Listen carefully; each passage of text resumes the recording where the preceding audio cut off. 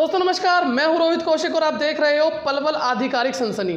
जो अधिकारी पलवल के अंदर करप्शन करने का काम करते हैं और उस करप्शन से अपना घर भरने का काम करते हैं, ऐसे अधिकारियों की पोल खोल हम आपके सामने उनकी घटनाएं बताते हैं, किस तरीके की घटनाएं घटित होती हैं समाज में। आज एक ऐसी सनसनी मैं आपको बताने वाला हूँ, एक ऐसी घटना आपको बताने वाला हूँ जो आपके भी रूमटे खड़ा कर देगी। मैं आपको बता दूँ, एक ऐसी घटना है जिस तरीके से हम विश्वास पे एक महाविद्यालय कॉलेज के अंदर अपने बच्चों को भेजते हैं और कैसे उन बच्चों के जीवन के साथ पलवल के अंदर खिलवाड़ होता है, कैसे उन बच्चों के साथ पलवल के अंदर खिलवाड़ होता है, कॉलेज के अंदर खिलवाड़ होता है, वो मैं आपको बताने वाला हूँ। एक सच्ची घटना आपको बताने वाला हूँ, जो आपबीती घटना आपको बताने वाला हूँ। एक ऐसे ही पलवल के अंदर सरकारी कॉलेज की घटना है। पलवल के अंदर सरकारी कॉलेज की ये घटना है और घटना मैं आपको बता दूं कि हम बड़े विश्वास के साथ एक कॉलेज के अंदर अपने बच्चों को भेजते हैं कि अपना फ्यूचर बनाने के लिए बच्चे कॉलेज जा रहे हैं, लेकिन क्या कॉलेज में उनके साथ ऐसी व्यावहारिक चीज़ें होती हैं जिनसे वो कुछ सीख सकें? उसी को लेकर के आज मैं प्रकाश डालूंगा आपके ऊपर। एक सरकारी कॉलेज में पढ़ने वाले विद्यार्थी जो परेशान होते हैं, एक नहीं 2-3 सालों से लगातार परेशान किससे होते हैं? उनको वहाँ पे पढ़ाने के लिए अध्यापक ही नहीं है। कॉलेज ज़रूर है, बिल्डिंग अच्छी है, लेकिन अध्यापक ही नहीं है। वहाँ पे पीने का पानी नहीं है। आप सोचो क्या होगी उस कॉलेज की। ये ज़रूर है कि सरकार दावा करती है कि हम सारी सुविधाएं देंगे, लेकिन क्या सुविधाओं के नाम पे केवल और केवल पलवल के युवाओं को ठेंगा दिखाया जाता है। और ऐसा ही ठेंगा इस सरकारी कॉलेज ने दिखाने का काम किया है। पानी के पीने की व्यवस्था को लेकर के बात करें तो तीन बिल्डिंगें हैं, तीसरी बिल्डिंग पर जाकर के आपको पानी की सुविधाएं मुहैया कराई जाएंगी। जब विद्यार्थियों ने अपनी मांगें उठाई तो उनको जो उनका फ्यूचर है वो ख़राब करने की धमकी तक दी गई कि आपका फ्यूचर ख़राब कर दिया जाएगा। यहाँ तक की धमकियाँ एक शिक्षक द्वारा दी गई। आप सोचो, आप क्या शिक्षक होंगे, क्या मानसिकता होगी उनकी। क्या केवल वो समाज में केवल तनख्वाह के लिए काम कर रहे हैं शिक्षक? आप सोचो अपने आप। तो इस सरकारी कॉलेज, पलवल के सरकारी कॉलेज की ये घटना है। जब वो ज्ञापन दिया गया तो उनको एक अखिल भारतीय विद्यार्थी परिषद संगठन, वहाँ पे छात्र संगठन मौजूद था, उसने वो ज्ञापन अपने जो वहाँ के कॉलेज के कार्यकर्ता हैं, विद्यार्थी हैं, उनके थ्रू दिया गया।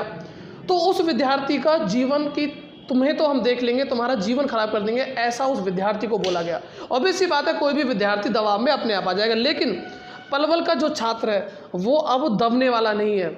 वहाँ के जो विद्यार्थी हैं वो दबे नहीं, उन्होंने वहाँ नारेबाजी करने का काम किया। उन्होंने वहाँ लगातार नारेबाजी करने का काम किया और स्पष्ट तौर पे उनका कहना है, जब उन्होंने ज्ञापन देने का काम किया तो वहाँ के जो प्रिंसिपल हैं उन्होंने कहा कि मैं तो ये ज्ञापन नहीं लूँगा, आपको जहाँ देना है वहाँ ये ज्ञापन दीजिए। उन्होंने स्पष्ट तौर पे डीसी के लिए कहा तो उन्होंने बोला कि चाहे डीसी दो, चाहे किसी को दो, मैं ये ज्ञापन नहीं लूँगा। अपने आप सोचने की बात है, ऐसे शिक्षक हैं, ये प्रिंसिपल हैं, एक ये कॉलेज के प्रिंसिपल हैं, क्या मानसिकता इनके मन में रही होगी। उसके बाद जब कहासुनी हुई तो ये ज़रूर है कि वो कहासुनी करके कि आपका फ्यूचर ख़राब कर दूंगा मैं, वो अंदर चले गए। लेकिन विद्यार्थी, छात्र, पलवल का जागरूक छात्र वहीं पे खड़ा रहा, डटा रहा और अपनी शक्ति दिखाने का काम किया। वहाँ पे आंदोलन करने का काम किया एक सरकारी कॉलेज के अंदर। और फिर दोबारा स्टाफ के लोग आए, दोबारा बातचीत का सिलसिला दोबारा शुरू हुआ। ये ज़रूर बोला गया कि छात्र जो हैं उन्होंने अपनी शक्ति का प्रदर्शन किया। प्रदर्शन करने के बाद ये ज़रूर बोला गया कि 2 दिन के अंदर ठीक कर दी जाएंगी। लेकिन वहाँ भी ऐसी कुछ कहासुनी हो गई कि शिक्षक एक विद्यार्थी को धक्का देने तक आ गया। आप सोचो कि एक वहाँ के जो शिक्षक हैं उन्होंने गुटबाजी बना करके छात्रों को ही आपस में बढ़ा दिया। ये सोचो आप, कल को यदि हाथापाई किसी भी कॉलेज में होती है तो कौन जिम्मेदार है? छात्र जिम्मेदार नहीं है, समाज जिम्मेदार नहीं है, परिवार जिम्मेदार नहीं है, जिम्मेदार है वो शिक्षक जिसने गुटबाजी बनाने का काम किया, आपस में लड़वाने का काम किया। यदि कल को किसी भी विद्यार्थी की ज़िंदगी जाती है तो जिम्मेदार होगा वो शिक्षक जिसने गुटबाजी बनाने का काम किया। क्या पलवल में ज़िंदगी इतनी सस्ती है किसी की भी? माँ बाप बड़े प्यार से पालते हैं, अपने आप में बहुत बड़ी सनसनी है ये, बहुत बड़ी सनसनी। हमारा कोई व्यक्तिगत किसी से बैर नहीं है, लेकिन अंदरूनी हम ज़रूर चोट देना चाहते हैं उस व्यक्ति को जो पलवल के साथ खिलवाड़ करता है, जो पलवल के व्यक्तियों के साथ खिलवाड़ करता है। ये ज़रूर हम बोलना चाहेंगे। ये ज़रूर है कि बात उन्होंने सुनी लेकिन ज्ञापन फिर भी नहीं लिया। ये ज़रूर बोल दिया कि 2 दिन में वो चीज़ें ठीक कर देंगे। लेकिन अब ये देखने वाली बात होगी कि ये ठीक करेंगे या फिर केवल और केवल एक जुगला देने का इन्होंने काम किया है। सरकार ये ज़रूर बोलती है कि हर विद्यार्थी के पीछे पैसा हम खर्च करते हैं, लेकिन यदि कल को किसी वहाँ उस कॉलेज में कुछ भी घटना घटित होती है तो स्पष्ट तौर पे कॉलेज प्रशासन जिम्मेदार होगा। ये मेरे सामने क्या बीती है, कॉलेज प्रशासन जिम्मेदार होगा वहाँ का।